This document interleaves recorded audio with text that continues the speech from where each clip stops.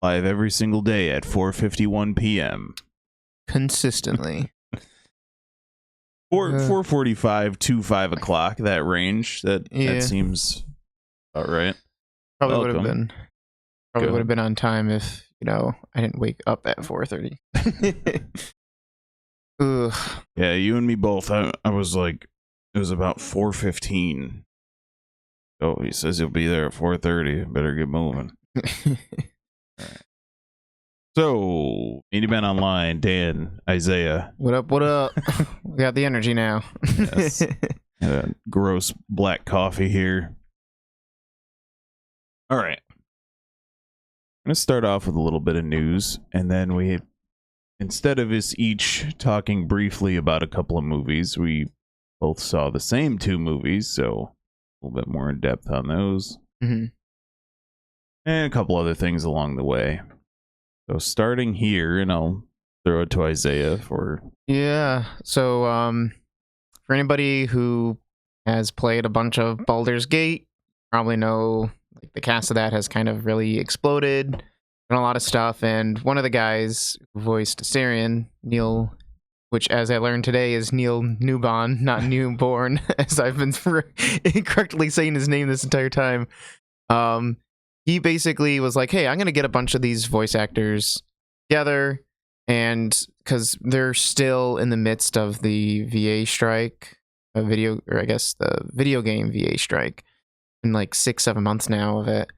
Because I guess they haven't been making the progress they want to, and they're like, hey, we want people to understand what actually goes into our job and what we do.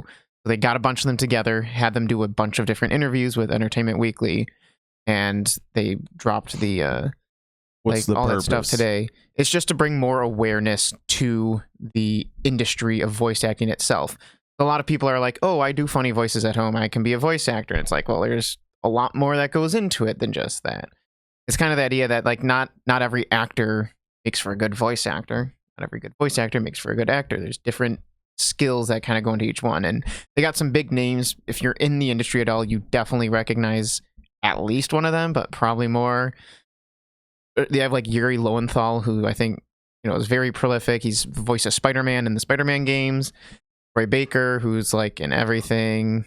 Matt Mercer, who's... If you don't know anything about voice actors, you still know that Troy Baker. Yeah, like Troy Baker, Matt Mercer, because of Critical Role. And they even have some non-voice actors, but people who are big in the industry, like Sam Lake, who's the head of Remedy, who does like Alan Wake and the Control games. You know what's funny about seeing voice actors?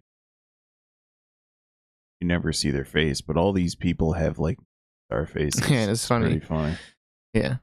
But it's definitely like a lot of people that I recognize, even some like obscure ones. But it's really cool. I was reading through a bunch of the different stories that they were telling, and it's just like a good little look into the industry, for those of us who I'm sure like are aware of their plight and actually care about them a little bit. Some very interesting stories, and especially listening to some of the people who have been in it for a long time, like Jennifer Hale, who voiced like Commander Shepard in the Mass Effect games. If you want to read the article, which is about 50 pages long, yes, it's called Pixel Pack, Pixelpack. Yeah, and even like newcomers like Ben Starr from Final Fantasy 16, he's up there too. That's why I think it's really cool that they got such a wide variety here. But yeah, definitely worth checking it out. Isn't that him up top here? Yeah, that's him okay. Right there. I know him. Yeah. So. The guy who should have won, like, and it's funny actually, and I think that's how they became friends. Is Neil Newborn won the award for best voice performance 2 years ago, and I thought that Ben Starr should have gotten it for Clive, even though I really like him as Asterion in Baldur's Gate 3. But like, there was a lot of memes and jokes between the two of them, and they became really good friends from it. So nice, pretty cool. All right, saw this earlier today. John Wick 5 confirmed, but return to franchise in doubt. That is, how is it John Wick 5 then? We already got the ballerina coming out this year. If you're gonna do, you can do from the world of John Wick all you want. Everyone wants Keanu Reeves, regardless of what you. Well, you know what I heard? What? It's gonna be like a prequel, but like young John Wick, which is why it's gonna be revolving around John Wick, but not Keanu Reeves. Wonderful. Everyone wants him to come back, not be dead. Very stupid. Can't kill him off. As much as I liked the fourth movie, I've never watched it since. It just comes out of they mention it a bunch, but it just happens like immediately. And I think we reviewed when we talked about this movie when it came out. That was our big complaint. Was just like it just feels like he dies at the end to end it all, which didn't make much sense. I'm not. Especially when you have like a franchise like this that just prints money, and it's not even like it's a very simple kind of concept. You don't have to wrap it up. Speaking of wrap it up, Mickey 17, 2 hours and 17 minutes, about 42 minutes too long. 137 minutes, which is 217. It's funny you say that because I actually thought that the movie should have been longer, and by longer I mean it should have been a TV show. Jesus because Christ. It felt like they were was miserable all over the place in this movie. Apparently based on a book, unlikely hero Mickey Barnes finds himself in the extraordinary circumstance of working for an employer who demands the ultimate commitment to the job to die for a living. So you just said it's based off a book. Guess what the book is called? Mickey 7. It's called Mickey 7, which means for some reason they felt the need to make there be 10 extra Mickeys. So just like the movie, you could say there's too much. There's more for some reason. But the concept in itself with sending this guy out there who's a reprintable fax machine of a human, essentially, to terraform new places, and especially this one planet, Niflheim, is a fantastic concept. That's why I was really excited to watch this movie. And on top of this being a fantastic concept, Robert Pattinson... I've never seen Twilight, so I don't have... A lot of people have little, hesitations about him as an actor because of that movie. Those movies came out 20 years ago. This guy, I've never seen him... Haven't seen Twilight. I've never seen him in something that wasn't great. Yeah. Like Good Time, I remember, was the first time I saw something with him in it. I was like, oh, wait. Yeah. He's actually really good. He's fantastic. Yeah, even in this movie, like him, I like Stephen Yeun in this movie a lot. I even liked Naomi Aki a little bit, even though she doesn't have much to do in the movie. Yeah. It's I don't know if you want to go first, or I can start going off on my little spiel I have. Well, I want to start with a certain person that was thrown into the role of the Incredible Hulk, and he is one of the most insufferable humans in real life, and all he did was play himself for 2 hours and 17 minutes. He has giant fake teeth, and what it seems to me is that he's like trying to be a caricature of Trump. Oh, it's 100% a caricature, and it's of Trump. So bad. To me, if you cut him out of this movie entirely and just made Toni Collette the villain, then it would have been much easier. I felt like as much as I love Toni Collette as an actress, like she's really good, they both were way too over the top for this movie. Like they were playing cartoon villains, like the both of them. Yeah. And it was funny because I was thinking of my complaints with the monkey, where there's just tonal inconsistency in that movie. I felt it's like I was like, oh, this is where like it's really bad in this movie, where the good stuff doesn't make up for the tonal. Like this movie is just nothing but tonal inconsistency. The monkey had moments of that, but then other moments where it worked really well. This movie doesn't really have any tonal consistency with what it's going on, and I think the perfect example of that is the dinner scene, where it feels like, they're very, very over the top and goofy, and then they start getting very serious. And then, I guess, slight spoilers, but he starts choking on something, and then it gets all goofy again. And I was just like, this just is all over the place, and we're supposed to be feeling this tension in this scene, and they just, like, let it out like a wet fart or something. It just loses all meaning because of, like, Mark Ruffalo and Toni Collette's characters are just so cartoony. Yeah. in the way they. I don't know who allowed this, but it's so brutally bad that it's indescribable how insufferable Mark Ruffalo is, but also his character in this movie. Yeah. Like, for me, I didn't hate the movie. I actually think it's like just very average. But my problem with the movie, my big one, is that they spend a lot of time setting up stuff, and then, or like, for instance, like setting up the idea. We don't care about spoilers for this movie, right? Yeah, they spend a lot of time setting up the idea of the multiples, and like this idea of, okay, are they gonna get caught? Blah blah blah.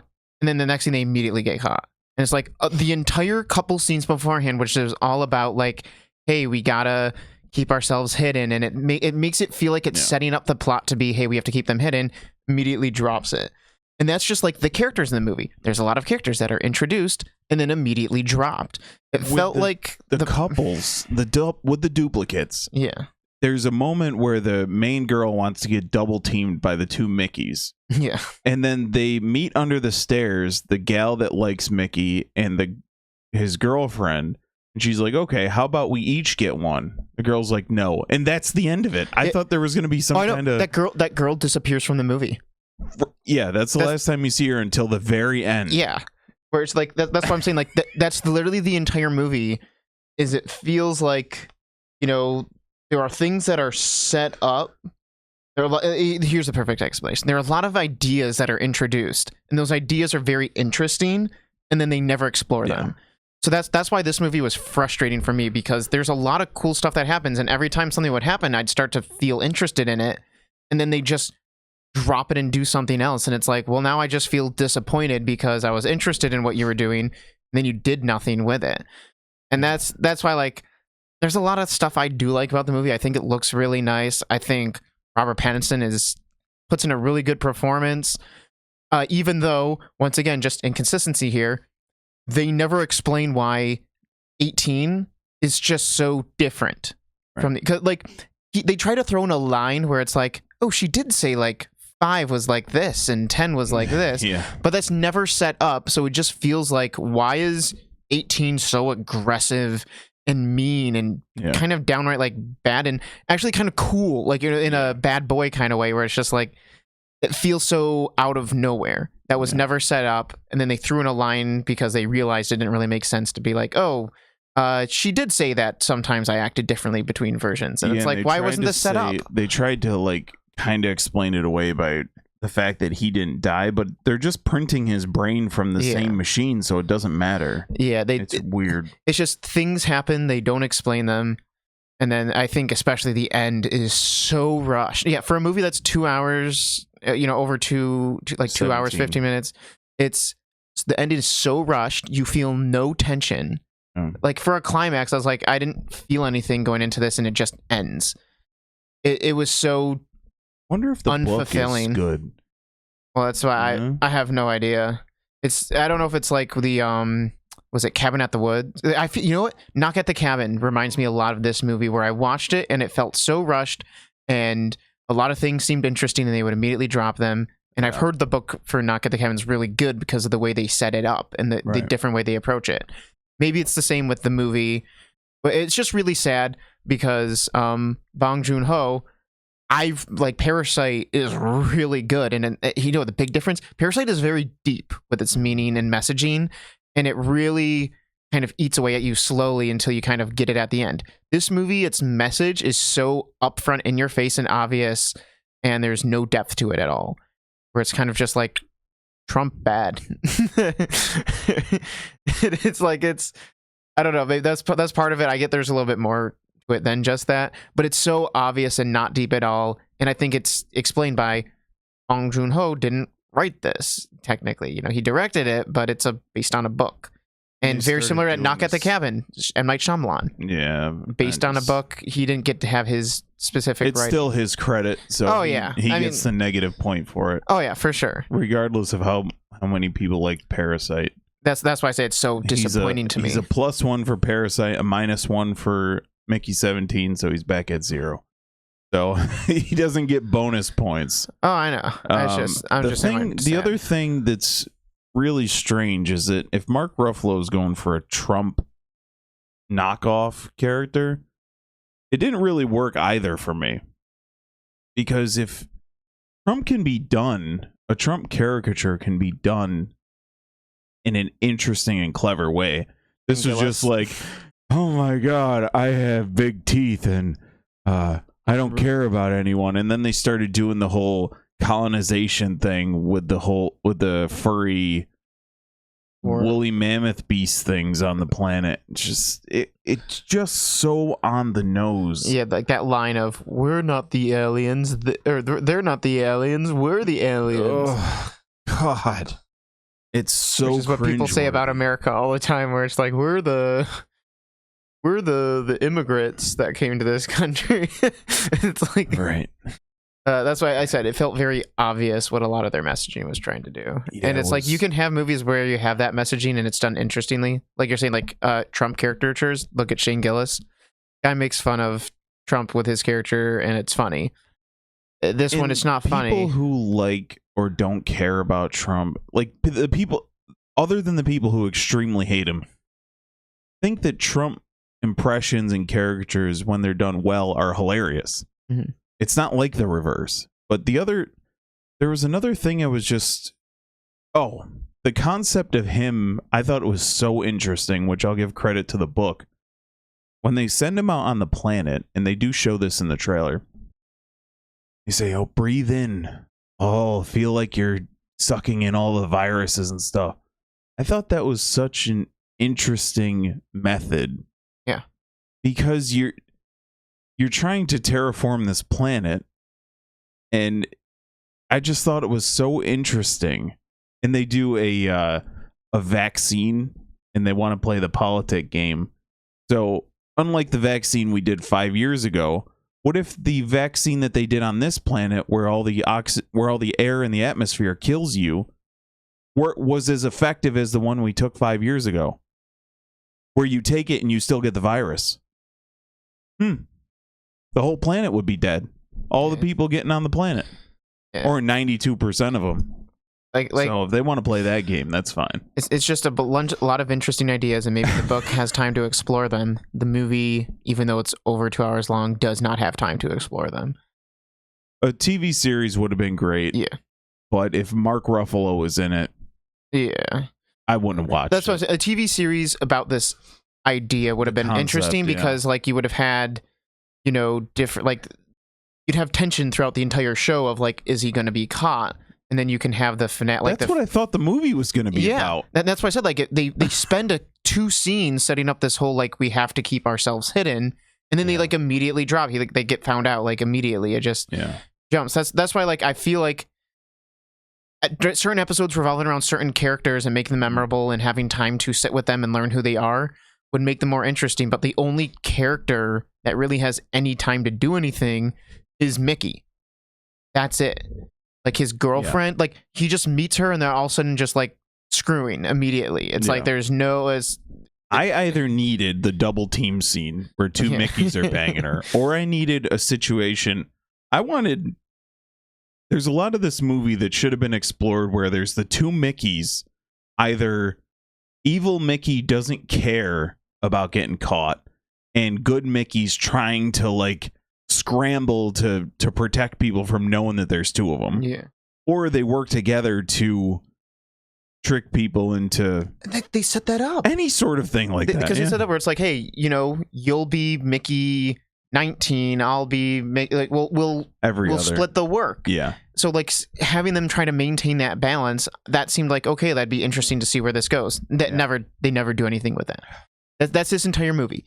Setting stuff up, and then just letting it fall to the wayside and moving on to something different. And it's, like I said, it was very disappointing. I was telling Dan earlier, this is my least favorite movie I've watched this year, because I went into it with very high expectations. Yeah. So now I'm just going to forget that this movie existed. Like it's such a shame, because Robert Pattinson does a really good job. Like he sounds so different and he feels like a completely different character. He just melts into the role.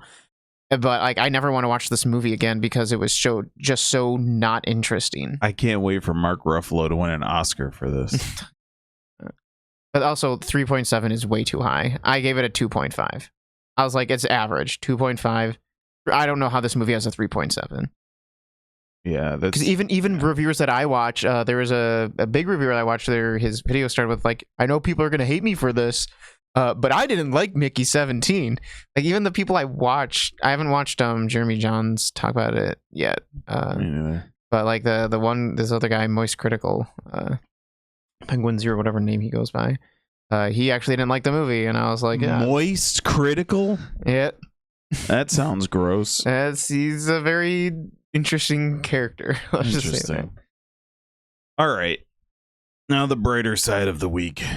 Novocaine. You had told me this, I would have called you a liar, but When the girl of his dreams is kidnapped, every man, Nate, turns his inability to feel pain into an unexpected strength and fight to get her back. So this one I actually did take notes on. I was so bored by Mickey 17 that I didn't take any notes. It was just basically from memory. But Novocaine, we had an advanced screening on Saturday in our area, which it was nice. We rarely ever get.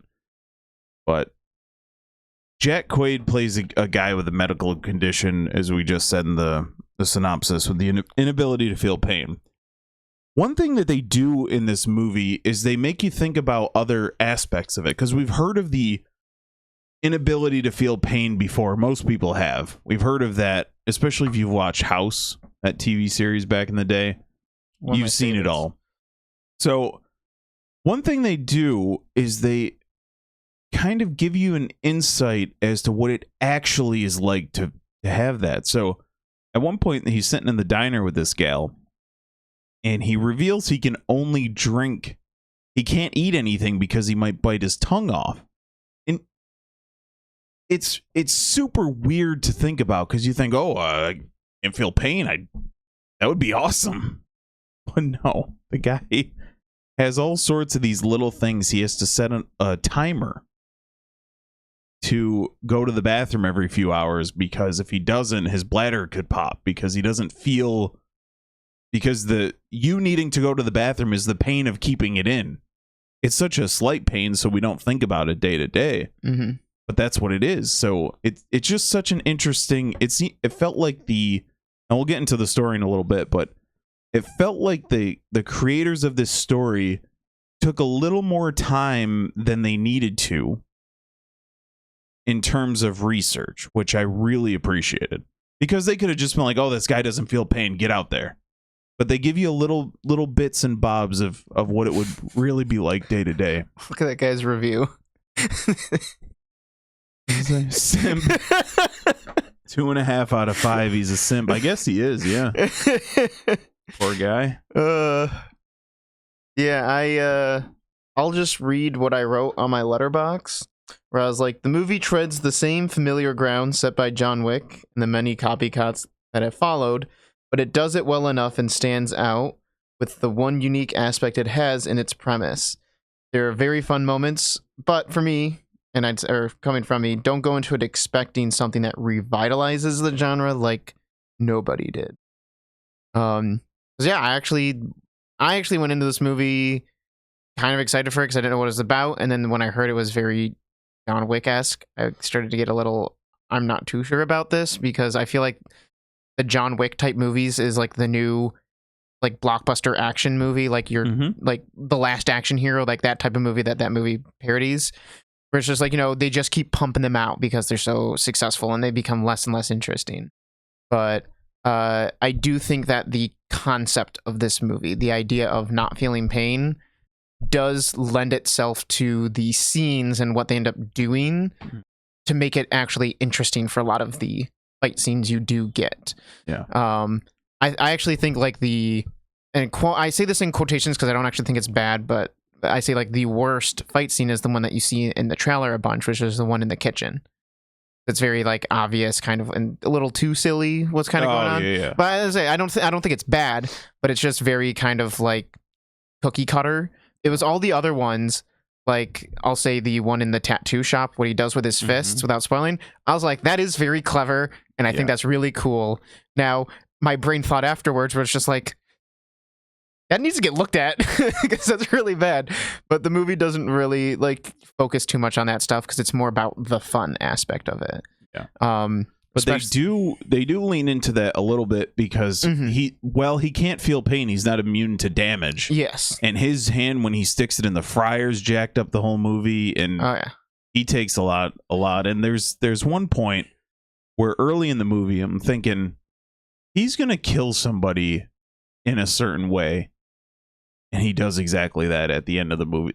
What he does to a certain person towards the end of the movie with the I was hoping for that, and then there's a twist along the way that I also knew was coming, but I was sitting with my wife and she was quite surprised by it.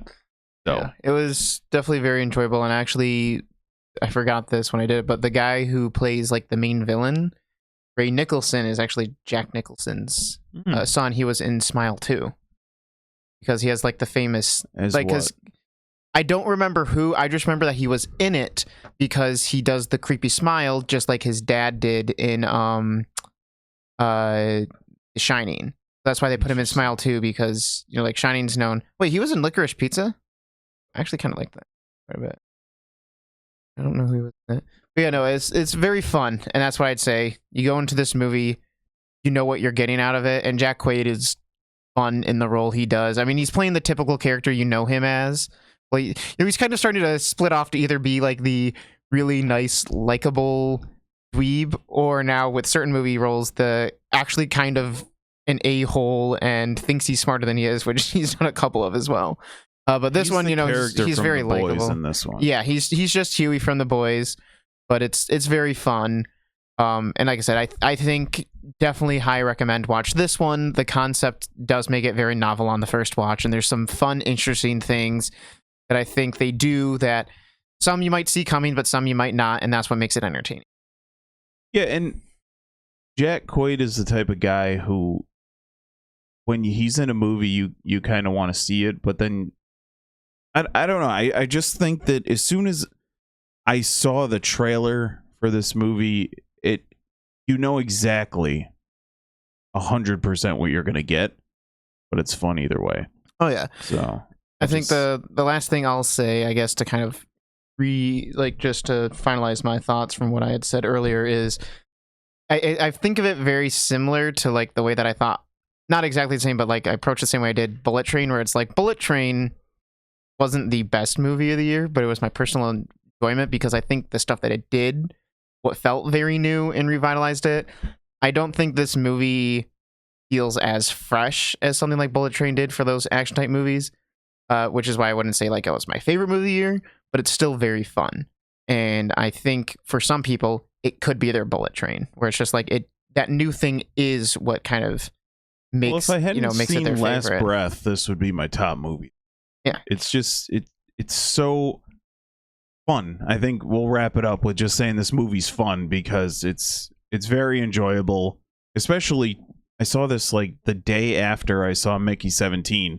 Yeah. And it feels an hour shorter. See, how long is this one? 110. See, I went the opposite where I watched this first, then Mickey 17. So I got to end. God. That's why I had more thoughts on Mickey 17 because I was like, I went into Novocaine not thinking I'd like that much, and I came out liking it a lot. I was like, okay, I've really got to enjoy Mickey 17 then. And it was such a drag into disappointment. Yeah, so go watch Novocaine. It is actually out today officially. So go see it.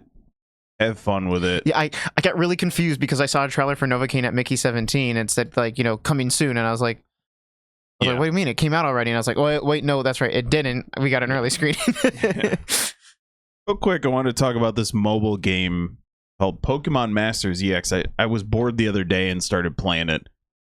And it's basically a journey through all the years of Pokemon. So you get Steven the champion with Metagross, Diantha with... It's basically trainers you met along the way through the games, through the anime, what have you. And it's your teammate. You pick 3 sets, a trainer with their Pokemon, and you fight 3v3.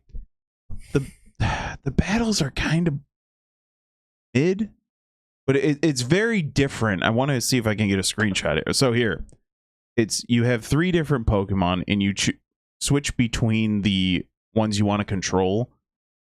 The only problem that I find with this is that it's extremely basic, because they show the weakness up top of your enemies. So if you don't have if you're not like overpowered or have the type advantage, it just kind of just drags along.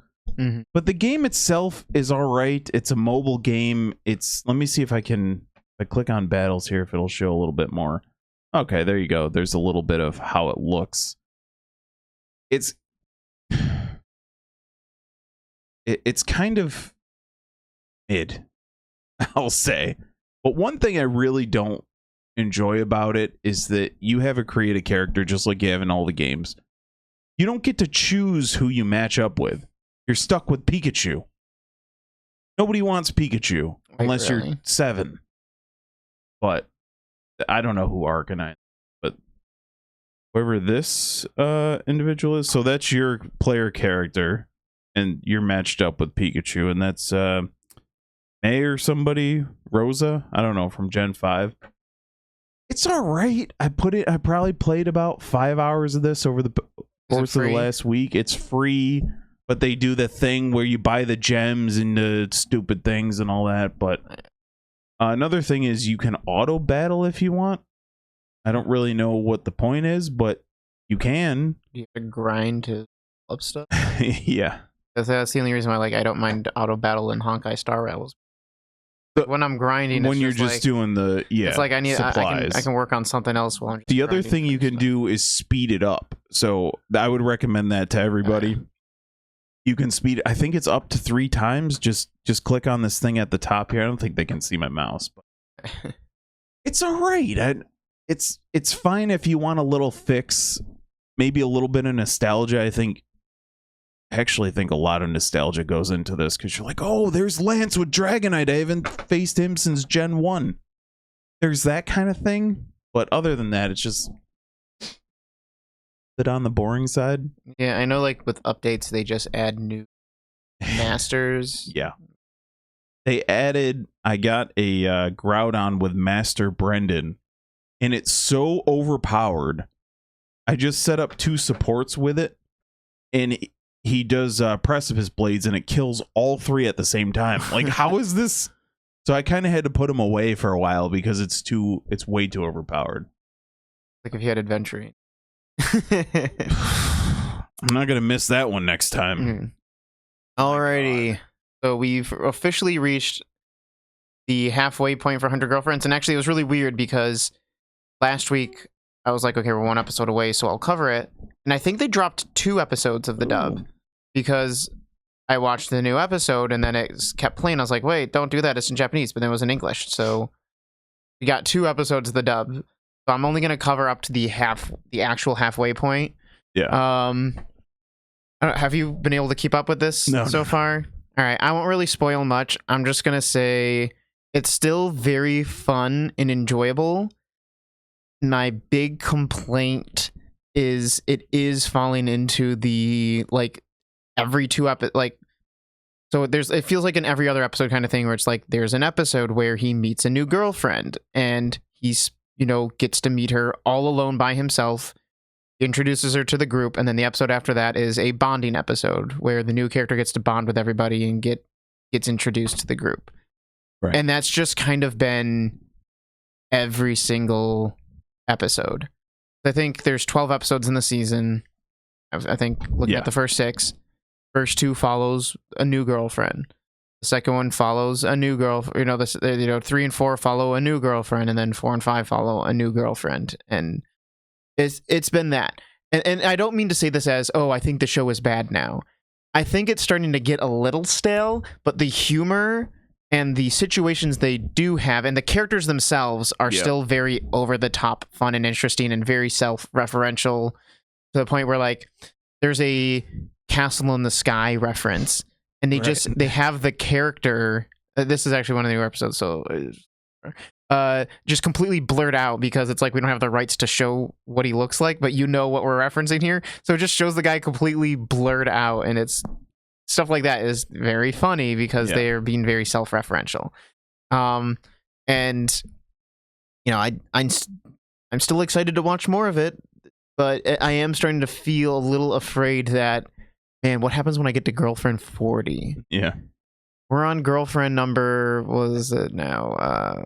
1, 2, 3, 7, 8, 9. I just finished up with girlfriend 9 being introduced to girlfriend number 10. And it's like, oh boy, I hope that they do something a little bit more fresh. Like, I think one thing that would really help break it up is when he meets a new girlfriend, it doesn't have to be just him. Like, they kind of do something with that with number 10 a little bit, but it's like at the end of the episode and leads into the bonding episode then. I wish that, like, you know, there would be more interactions between them even before, like, he joined the clique. A little bit, you could say. But it's just a small worry of what might happen. I'm starting to feel like, is this going to get stale? It hasn't yet, but I'm starting to feel like it could, and that's we'll see what happens. But they have to change things up because they can't keep all the characters relevant. Like once you get to like 40 girlfriends, like you can't have all 40 of them being, you know, having equal screen time. Things. So we'll see what happens.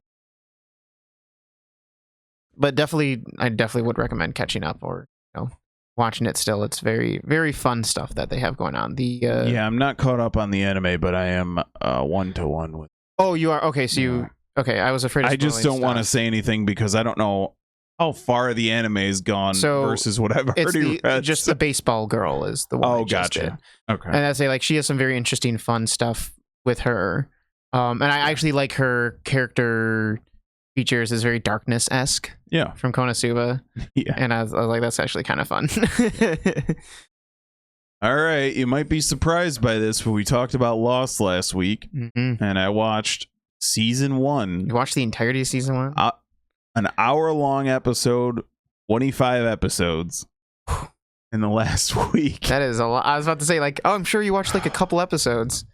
You really binged it, huh? Is that a good thing or a bad thing?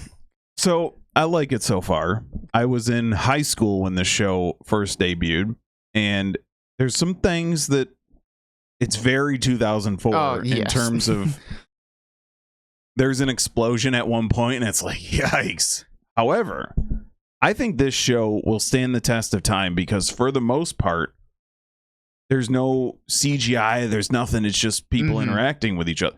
From what I've seen so far, it's mostly that. Like, you'll see some CGI stuff, but it's. Yeah. I think it stands the test time even with that because what I'm sure you're really getting into is just like the intrigue. That's always what's kept at the heart of it is the characters. And I think that's what maybe some people were complaining about is it's like, oh, it's supposed to be this drama, but it's like, but they care more about their characters than they do the drama between the characters. Yeah. The thing that I get annoyed by is now I like the concept of Soon being able to speak English and her husband Jin not knowing, but the irritation I feel in my heart and my soul when they're trying to talk to this guy, he's just going, yeah. Now I get when spoilers, I guess, for season 1. When the group leaves, there's a group that leaves the island on a boat, and he on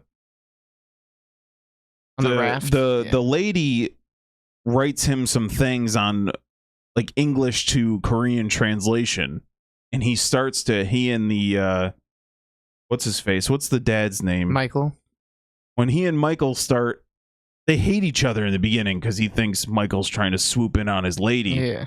But when they start being able to understand each other, I shouldn't be looking at how many episodes people are in. I say do not look at that. It's going to throw me off here. But Matthew Fox is great. But my favorite character is John Locke. Yep. He's when you first see him, he's got this big scar on his eye from the plane crash. And you're like, this guy... The first thought I had is this guy imaginary? Because like only he was sitting over there talking to the little kid. Yeah. And I just like, this is weird. What is he doing there? Like he's up to something. So for season 1, episode 4, I think it's called Walkabout because I think it's his first episode where you get to learn more about him. Which, by the way, just great reveal, right? With what's going on with him. Yeah. I don't know if it's for that episode. I know that episode won a Emmy or whatever the TV is for the Academy Awards. I can't remember right now. I think it's Golden Globes or something. But that episode won. The writer won for that episode, and I believe he is one of 2 people on the show that won like an Emmy for his performance. He is by far like the best. I say he's the best, if not the second best character in the show. And I think it's a shame that Terry O'Quinn hasn't really gotten famous or really done anything that's really put his face on the map more after this. He's in a very fun old slasher called Stepfather or something. It's very old. Like he has hair. I know I've seen it. He has hair in that one where he's the killer guy. Yeah, where he. Oh my god. Yeah, that's him. But this movie's from like the 70s or 80s, so he's in his probably his 30s or 40s. Yeah, like here he looks like he's probably in his like 50s, and he looks like he's like a young guy. It might even. I know there's a Stepfather 2. It might even be a trilogy. Yeah, but he's one thing that this this show does so perfectly is there's this story on the island, plane crash. Everyone's getting to know each other. They're trying to figure out. It has Survivor meets Walking Dead because there's an outside threat that nobody knows about, allegedly. And then there's everyone's trying to live. Does this Hugo guy, Jorge Garcia, does he lose a bunch of weight during the show? I think he loses some weight, but he stays pretty big. I was hoping because the old days of Survivor, they would put like a bunch of fat guys on the island. They come out skinny. Yeah.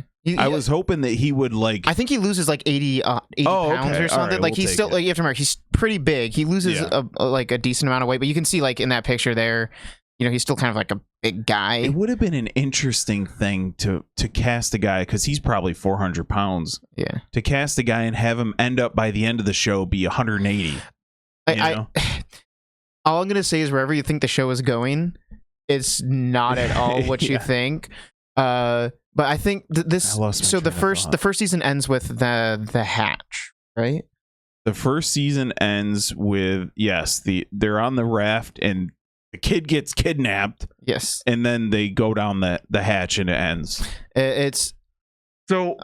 What I was gonna say is what the show does so perfectly is you'll get like episode by episode will focus more. It doesn't cut out the other characters, but it will focus more on another character. Like you were saying, episode 4, we see this kind of weird guy who's a little bit shady, but then we see his backstory and they interweave it into each episode. But you might not get another John Locke backstory until episode 15 or it's nicely done. And then Evangeline Lilly is also, I didn't know what it was like to see her as an actress who wasn't a miserable wench from Ant-Man. Yeah. She's delightful in this one. She's really good. I think the entire cast, and I mean, there's just a lot of good surprises and stuff that will happen with characters. And I remember the big thing with this one is nobody's safe. Yeah. Because you get like, I can't remember if it happens in season 1 or season 2, but there's a big main character that dies. Boone? Yes. Yeah. I was like, I think it's season 1, but I don't want to say anything just in case. Where like that's Ian Somerhalder, and I believe he ended up having to leave because he was getting more committed to the Vampire Diaries. But it's just like that's stuff that you don't see coming, and it just kind of is crazy when it does. Does she bang this guy? Does who? Does Evangeline Lilly bang this guy? Because it's real weird between the two of them. The big love triangle in the show is between Jack, Kate, and Sawyer. That's the big love triangle. Oh, and the girl, Boone's sister, is the freaking girl from Taken. Yep, Maggie Grace. So weird. Oh yeah. And damn, I lost my track. I don't know. I just have been enjoying it so far. Some of the episodes are a little bit on the longer side, and now to be honest, binging. What is it? It's 42 minutes per episode times 25. Yeah. This is back when It's you a had lot. long TV like TV shows aren't long like Once this a week. anymore. But also, these were once a week, and people Yeah. would be like, "Oh, what's going to happen to?" Yes. That's the big thing that I remember is like we'd watch an episode and then be like, we have to sit with this. That's why like when The Mandalorian was first coming out, I was like, Yeah. I miss this. Now it's Yeah. still a little different because it was still just drop on streaming, so you could watch it whenever. And I think we talked about it. We're like kind of missed the thing where it's like, hey, Water cooler talk. between 7 p.m. and 8 p.m. Yeah. everybody was watching this show Yeah. at the same time. That's the only way you get to watch it. If you miss the episode, you have to wait for a rerun. It's not the same, the kind of the same anymore. But that was the thing is it's like you would all watch it and then you have to sit with it for a week. And that was a nice thing with The Mandalorian as it coming out is they would release the episodes weekly. So it's like you'd get an episode and everybody would get to talk about it. That's actually kind of what killed JoJo is, it was releasing weekly and season, part 5, which I think is one of the worst parts, blew up because of just how insane it was and they were doing that. And then part 6, they stopped airing it weekly, did it in chunks, and nobody talked about it, even though 6 is really good. And that's where I really think this show succeeds is it can be binged and it is fun binging. But man, just imagine, by the way, the end of season 1, imagine having to wait like 6 months. Yeah, at least. But with this, I can't wait to talk about season 2. There's a moment in here. There's not a lot of comedy in this series, but there is one moment which I actually laughed out loud because it was ridiculous on the level of the monkey, where this guy, there's this random dude we get introduced to, and now if you're paying attention to the show, a lot of the characters had just left on the raft, so you're like, oh, well, we need to fill those gaps, because if you've never seen it, you don't know where this is going, so you're like, okay, they're gone. Here's this new guy who's a teacher, and they're moving these case of dynamite, and you're like, okay, this is going to be a new guy we got to get to know. And he's starting to be annoying. Like, he's like, oh, nobody likes me, all this stuff. But he starts messing with this dynamite covered in nitroglycerin and comically explodes, like with pieces just flying all over. Like, what the hell's happening? But there's just little moments like that where he was just in a movie that I saw recently, or like he was in something recently that same actor where I was just like, because I remember it the monkey? It might have been the monkey that he was in. I can't remember, but he was in something, and I was like, oh, it's the guy from. Yeah, it was funny, and there's a lot of variety of characters, and it's not just diversity for the sake of diversity in terms of how they look. But this is old school diversity. This is pre 2016 diversity. So what you have is Matthew Fox's character. He's the goody guy. He's the doctor of the island. You have this cutesy gal who turns out she's a criminal. You have the old wise man who's like a strange. Even though these are all Caucasians, they're still very different characters. And then you have this guy who's kind of charming, but he's so irritating. He's the rogue, like, the suave rogue, where it's like he's not good, but he's so charming and charismatic. Yeah, I like Saeed as well. He's very. So this came out 3 years after 9/11, so there's a lot of like tension between a couple of the characters and Saeed because he's Iraqi. Yeah, is he from Iraq like in this? That. Yeah, I don't know what the character. His character's Iraqi. It is a well done show. It's popular for a reason. So there's 6 seasons. Yeah. Is it okay? So here's the thing that you're saying, like, oh, the flashbacks will work really well, and I think even some of the stuff you'll be like, oh, it seems kind of familiar. I think a lot of that stuff started with Lost. Yeah. Lost was kind of like started its own genre of TV show stuff. People tried to replicate it so much. Yeah. But you'll notice around season 3 that the flashbacks start to get stale. And that's partly because I think I've explained it, but they wanted the show to be 3 seasons, and the producers were like, "No, this show's a hit. You're going to keep making it." So they had to stretch things out a little bit. In mind from the beginning. Yes.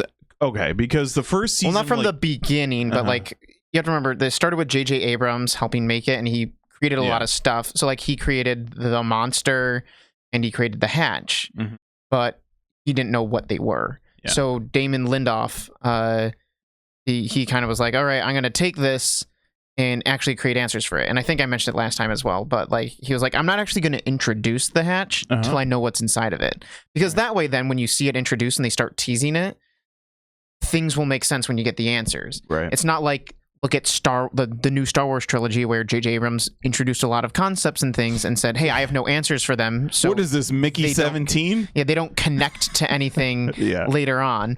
Whereas this one, you'll always see everything connects. And that's why I say like season 3 feels a little stretched, because you can tell that's where they were like, we're trying to stretch this out as much as possible because they're making us do more. Right. And then season 5 and 6 is when you'll feel it start to get tightened up again with the script and writing, because that's when it said, okay, we got 2 seasons left, confirmed, we can actually start wrapping our show up. Nice. And not that the stretch ever feels bad, it will feel tiresome. Like I said, the flashbacks, there's you'll start to notice that, hey, with Kate's flashbacks, it's always the same thing, the same thing happening, because there's only so much you can do with the character to reveal in flashbacks and things. Yeah.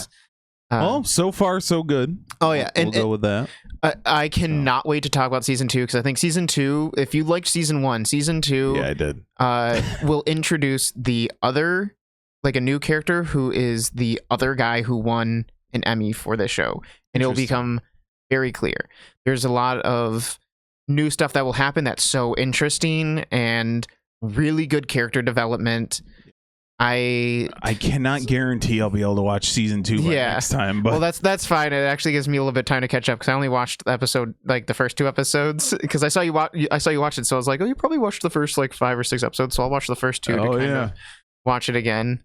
Oh man, you like super binged it. But that's what by the way, this is what's cool, is it is a diverse cast. Yeah. But it feels natural and actually well written with their personal character specific stories. Imagine that you write good characters first. You know, if this was 2020, it would have Matthew Fox would have still been there, but Terry O'Quinn would have been Sam Jackson, and Josh Holloway would have been somebody. But funny story. Oh, it would have been Mandalorian guy, because he's in everything. In a different world, what's his name? Pedro Pascal. Yeah, that guy. In a different world, Matthew Fox would have been 1 episode. He was supposed to die at the end of the pilot. Really? But people, in fact, you can watch the deleted scenes to see where that happened, because when they test showed it, people liked him so much that they decided to keep him on. Wow. And he became the main character. Yeah. That's why actually, that's why it's actually, I think it's very funny how the pilot episode, which is what they always used to do. They don't really do anymore, but the pilot episode would always be called Pilot. Yep. And it ends with, spoilers for a 20-year-old show, the pilot dying. Yeah. That was supposed to be Matthew Fox, who gets ripped out of the plane and they find his body hanging in the tree.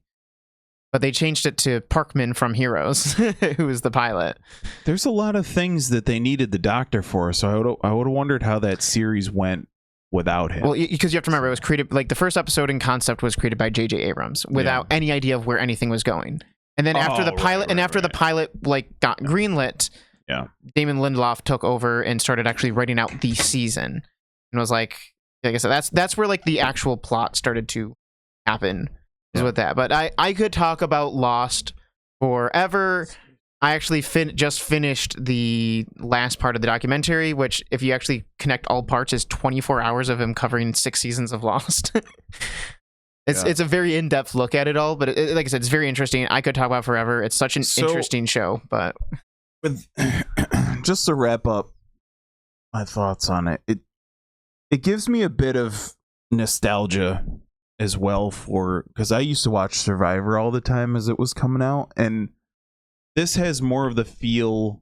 Now there's a lot of weird stuff going on the island, but just the basics of these people trying to gather things together, figure out, do we want to stay on the beach, in the cave? They split up because differing opinions. It's a lot of character interaction, but also there's this overlurking threat, this overwhelming unknown just beyond the trees, because, as you said, the pilot gets snatched up and nobody still knows what the hell happened. Mm-hmm. And why is there a polar bear on the island? Like all sorts of things like that. It's so interesting so far. And I would say probably 2 weeks from now, I could probably watch this for the second season by then, but I can't guarantee that. So. I forget if this is in the first season, but Yeah, I think it is. Where the you know about the others, right? Yeah. And there's the thing that happens with Claire about what are the people there, right? Yeah. The French chick. Well, not there's friendship, but no, one of my favorite moments is I took a look at the list. He wasn't on the plane, and that reveal was like, what? Yeah, there's a lot of. I was like, that is crazy with that character and the stuff that happens. But I'm excited to talk about. It gets real weird. It's just, and there's another thing where the pregnant chick gets captured. I thought she was going to be in labor the first minute she was in the show, and then it's like a month passes and she's still pregnant. So, yeah. I don't know. It's pretty interesting. I'll keep an eye on it, and I guess it's on Netflix if you want to stream it. But I was watching it Hulu on as well, I believe. What the hell was I watching it on? I don't have Netflix or Hulu. Was it on Flex? Yeah. Okay. So, all right. Let's move on here, and the last thing we'll talk about before we talk about our previews is AEW Revolution was this past week, and I should have pulled this up. The moment in the tattoo shop in Novocaine when he's punching the ground and gets glass in his hands. These two ladies do this in real life. In this.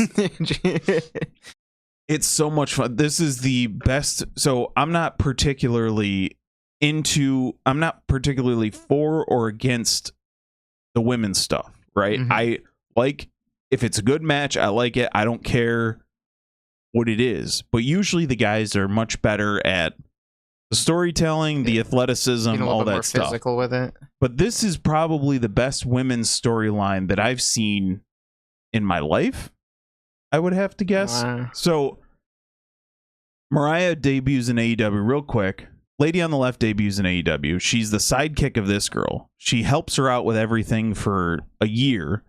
Then she turns on her and beats her for the title. This girl disappears for 6-8 months, comes back as though she had amnesia. So she comes back as her original old school debut self. And let me just to give you a visual, because it's hard to explain. Storm. So this lady looked like this when she first debuted, and now she's like this over pompous actress. She's like this weird gal, like kind of Marilyn Monroe looking, and she's like insane. But after Mariah beats her, she comes back looking like this again, like her old self, as though she never met. Was acting like she just debuted. It's so much fun. The girls kick ass as well. Other than the story itself, these chicks are badass, and I love both of them. But it was so much fun. I just got to show you this. Osprey Spanish Fly.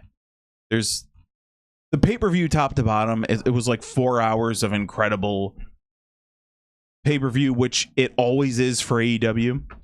But Osprey versus Fletcher, they do this move. Is this going to be the video or no? They're both on top of this cage, and he flips him off the top. They both go down all the way to the mat, and it's all you're thinking when they're up there. Huh? Yeah, is because they're like what, 6 foot or something. That's like that's at least like a 50 drop. Jeez. Yeah, it's wild, and these guys, you're just up there. Everyone who's watching it knows it's. So you do have to be careful because of copyright stuff. Also, I know blood can be. That's fine. So let's move forward here. Just want to show, because it's usually 10 seconds. Here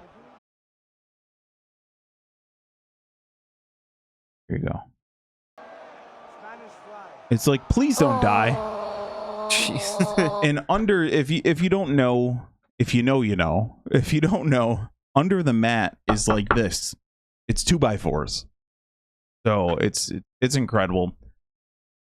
This would have been just like with Lost, with me starting Lost, this would have been the pay-per-view for you to watch to get started. It's so... You get a little bit of everything. You get the cage match, which is hardcore. You get Omega versus Takeshita, which was just like a technical masterpiece. You get a little bit of everything. You get the ladies going. This poor girl, the other women's match was Monet versus Watanabe, and she like got injured at the end of the match, and you could just tell because they were waiting to do like a spot they were supposed to do, and the girls just crumpled up on the ground. So you're just like, ugh. But I had to talk a little bit about my AEW because it's so fun. It was, people complain. Okay, before I get on with this, because now I'm irritated. There's this guy called Salamonster, right? He's a YouTuber. Sometimes he does all wrestling, WWE, AEW, whatever. I tuned into him the other day to hear him say some of the dumbest stuff that I've ever heard.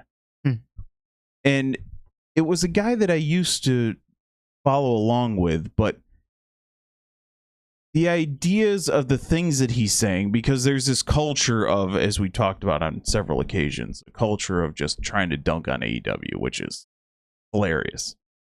You've got John Cena and The Rock in WWE. And AEW's stale? What is this? 2010? But yeah, Salamonster, that guy. I was thinking about doing like putting up one of his videos and doing like a reaction thing. How does that work with copyright? You can do it on Twitch, but like I think the important thing is you need to be very informative. So like a lot of bad reaction type stuff is just sitting there and watching the video and having minimal like interaction, but like pausing the video to talk about it. Like is it like, is there a timing thing though? There's no specific art to it, but I'd say like if you're more like Asmongold and less like Hassan Piker, you're good. Or like here's what I always say is like if the original video is 11 minutes long and then you look at the Asmongold video and it's like 40 minutes long, you can see like, okay, yeah, this guy adds a lot to the video. So if you're going to be talking about a lot of stuff, because I think that's what's important is if you just want to watch it to just be like, wow, this sucks, and that's all you say, it's not really worth it. But if you want to be like, all right, this is why he's wrong, and let me explain why by let's go look at this and talk about this, that I think is more interesting. My reactions would be more interesting than just, oh, this is what this guy said and it sucks. But the thing, in terms of other people's content, there's no like time limit, or there's no... It's fair use. Okay, if you're using it... Like, here's the thing. If you're not just reusing it just to repost it, yeah. If you're... Just to steal if you're the content. Yeah. If you're reacting it because you actually want to react to it and have something to say about it, that falls under fair use. Coming soon to a Twitch stream near you. I'm going to start... I'm thinking about just doing whatever pisses me off that day. I'll just react to it. So as long as there's not, anything. But coming out next... Actually, it comes out today, is Black Bag with Michael Fassbender and Cate Blanchett. When his beloved wife is suspected of betraying the nation, an intelligence agent faces the ultimate test. It's basically a version of Mr. and Mrs. Smith, where they hire him to track her. It looks very good. I don't know how... I've never... Cate Blanchett seems like she's 40 years older than Mike Fassbender, so I don't know how they're... Maybe he's just into older chicks. I mean, she looks young, doesn't she? Cate Blanchett? Does still look like... Yeah, when I say young, I mean, she doesn't look... I mean, she doesn't look like she's like 50 or something. 1969. She's got to be in her 50s, right?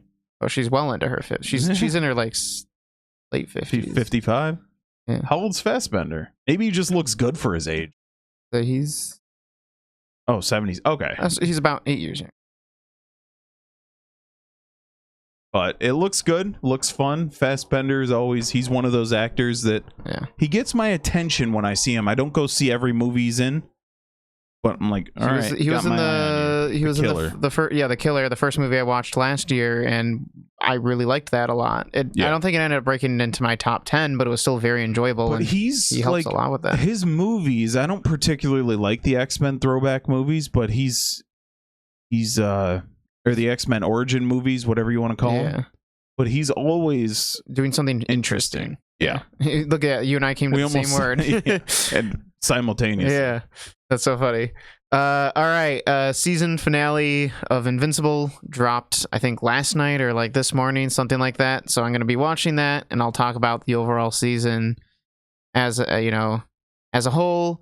But just a quick little look at my thoughts without the final episode. But it's probably the best season of the show so far, and I'm really excited to see kind of what more they do with it. Steven Yeun, really good. Like I said, is as bad as Mickey 17 got. I still thought Steven Yeun at least was fun. Sure, his character wasn't written well, but it still seemed like he was having fun with what he was doing. I like him as an actor. And just just everybody. I am all in on this show. They are very, very fun. The stuff they're doing. She looks familiar to me, but and she looks like Margot Robbie a little bit. If you would. Trying to think of if there's anything. She's in The Bear. Only 4 episodes. Only in it for 4, so I might not be to that point yet. I swear I've seen her before. I was gonna say it's funny that I said she looks like Margot Robbie because it said she voiced Harley Quinn in something. All right. Well, I think that'll do it for us. So thank you for watching. And I think so. There was another thing I wanted to do was a little bit of like. Sorry, that's right. There was the trivia thing. Oh yeah. That we have to do that. That's why I pulled up the extra. Yep, because I came up with a question. Go ahead. So the question that I had is, what is one movie you wish would get a sequel? Want me to go first with mine? Mine is and will forever be The Nice Guys. I don't know if you've seen this movie. I'll agree with you on that there. Have you seen The Nice Guys with Russell Crowe and Ryan Gosling? Yep. It is so much fun, that movie. It's one of the movies that I like. My brother and I, we only really connect on like D&D stuff or maybe old stuff that we do. There's very little movies and media that we really connect with. But this movie, like, we talk about this movie all the time.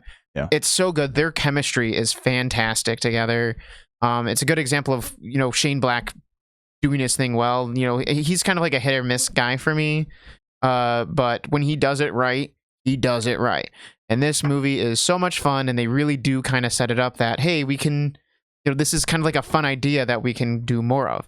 It just was one of those movies that did not do good at the box office, even though it reviewed very well. And so all the sequels and the planning for the sequels got canceled. There was a little bit of news some time ago where it was like, hey, maybe if the Blu-ray sales do good, maybe they'll pick it up again or try to do it again. But I feel like it's too late at this point. The movie's like 8 years old, 8 or 9 years old now, which it's unfortunate. I mean, I wouldn't mind if they came back to it, but I don't see it happening because Hollywood doesn't like to take risks really anymore. The only people that like take risks is, it feels like it's the horror genre, because it's a lot of like A24 or Blumhouse just letting these movies get a chance to be good.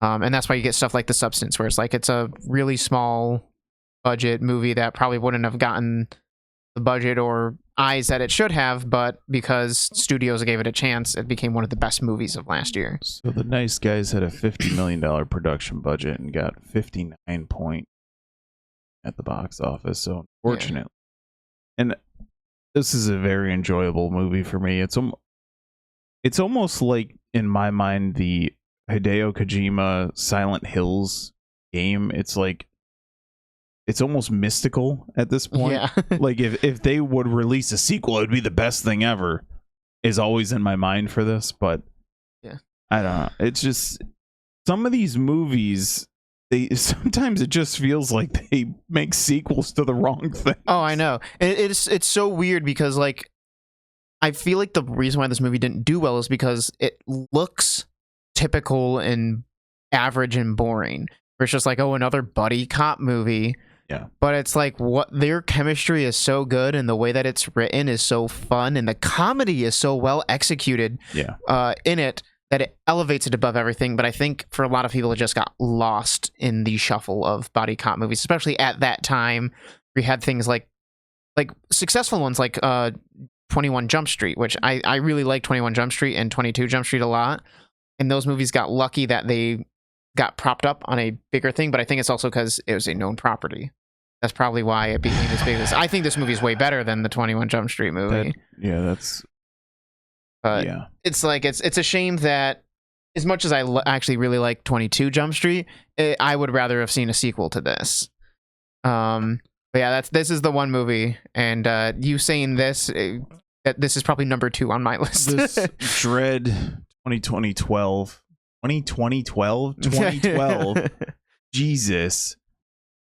With Carl Urban is the perfect Judge Dredd. I really read a bit of the comic books back in the day, but not a ton. But from what I understand from Dredd, I'm no expert by any stretch. He is the perfect Dredd. He keeps the helmet on. Yeah. Sylvester Stallone. I don't think you see his eyes once in this movie. No, you don't see any of it. And the crossover between this guy being just a ruthless killer, and then the rookie who's a psychic, and she's trying to just pass her test, I think, right? Right, but she doesn't understand the harsh reality of this world yet. The naivete of being good.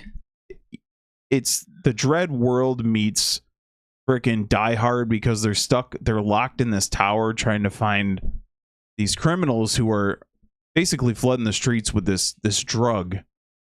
And it's such a damn good movie. The setting, it's a futuristic movie, but it still has the grit of like a throwback movie. Yeah. And the technology mixed with, well, this is like the lone gunslinger. And it's such a such a great movie. It feels like an 80s futuristic, which is a good thing because it feels retro, but at the same time futuristic. Yeah. It's very good.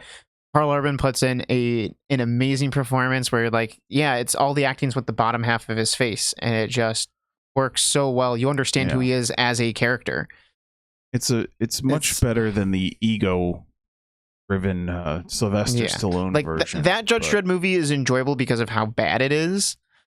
With Rob Schneider as the goofy sidekick. Like, I enjoy watching that movie because I think it's pretty bad.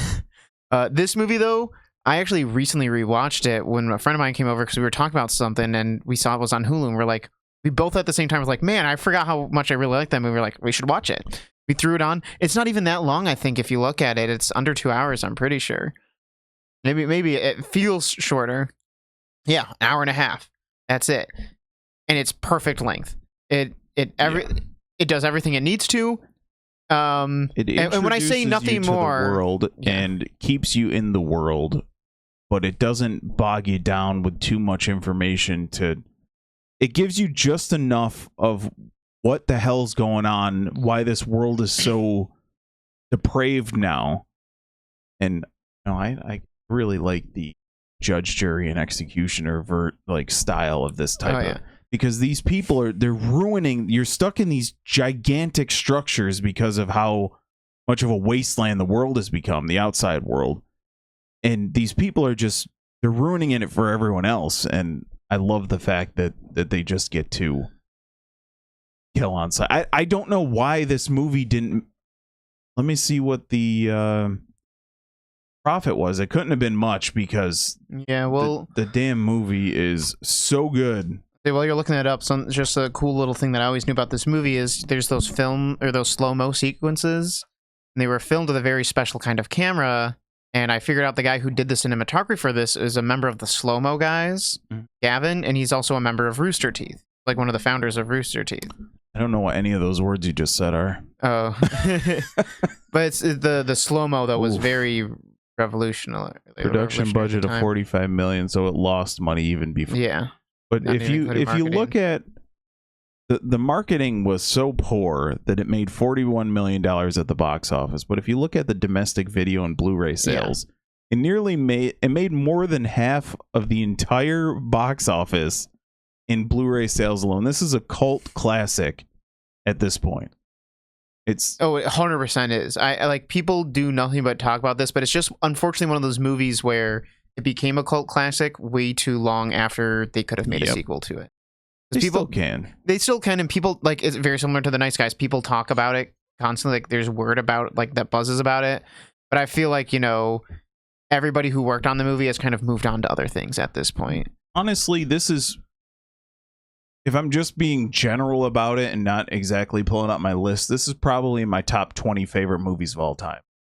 It's done so perfectly, and it's rewatchable, as you can probably imagine by the Blu-ray sales, but it's such an enjoyable movie. I've never met a single person who's seen this movie and said that they don't like it. Not one. And Jeremy, who I used to do reviews with all the time, this is his favorite movie of all time. I can see it. So, you know that at one point they were going to be making a series called Judge Dredd Mega City 1 or something with Carl Urban still, like, and that never happened. Like, they've been trying constantly to get more made in this specific universe, like with Carl Urban, but just nothing. It's just unfortunate.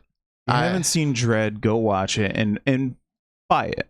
Don't torrent it. Don't illegally download it. Buy it. Support this movie. As much as I love the timeline that we live in, I would love to live in the timeline where we got more Dredd movies.